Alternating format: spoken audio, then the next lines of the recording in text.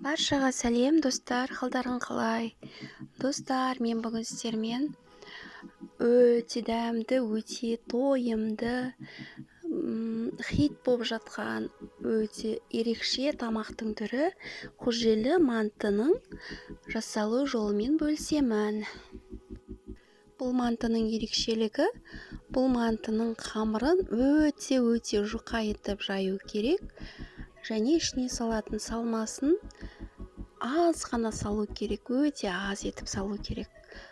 Соның өзінде өте дәмді болып шығады. Ал бісміллә деп, ең алдымен бізге бір жұмыртқаны жарып, тұз салып, кішкене өсімдік майын құйып, су құйып, жылы су құйып, жақсылап араластырып, тұзды ергенше жақсылап араластырамыз. Содан соң ұнымызды елеп, ұнымызға дайын қоспамызды құйып, жақсылап қамыр елейміз. Қамырымыз кішкене қаттылау болғаны дұрыс. Қамырды осылай қайта жақсылап елеу керек. Иі қанғанша жақсылап әдемілеп елеу керек. Содан соң қамырымызды демалдырып қоямыз. Қамырымыз демалып тұрғанда ішіне салатын салмамызды дайындаймыз. Салмамызға тартылған ет кәдімгі мантыға дайындаған сияқты пияз, капуста майдалап тураған. Содан соң тұз бұрышымызды салып, кішкене өсімдік майын құйып, салмамызды жақсылап дайындап аламыз, араластырып жақсылап. Содан соң қамырымызды өте жұқа етіп осылай жаямыз. Өте жұқа етіп жаямыз. Қамырымызды осында үлкен 4 бұрышқа бөлеміз. Үлкен 4 бұрыш етіп осылай кесіп шығамыз. Содан соң салмамызды салып, осында етіп кішкене жайып, қамырдың ішіне осылай әдемілеп түйеміз.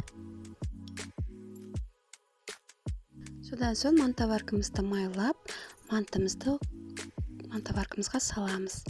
Салған кезде екінші мантының шеті бірінші мантының шетіне үстіне түседі. Сол кезде мантының араларын кішкене майлап жіберсеңіздер, жабыспай пісетін болады.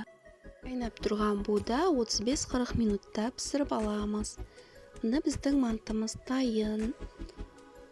Өте қамыр, өте жұқа.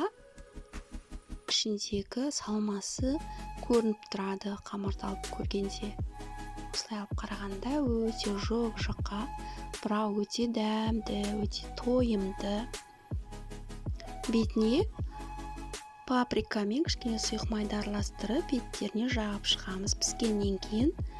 Содан соң жейміз, өте дәмді шығады. Міндетті түрде жасап көріңіздер.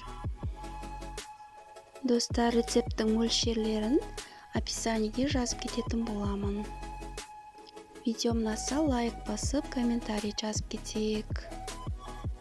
Менің келесі видеоларымды жіберіп алмас үшін каналға тіркеліп қоюды ұмытпайық.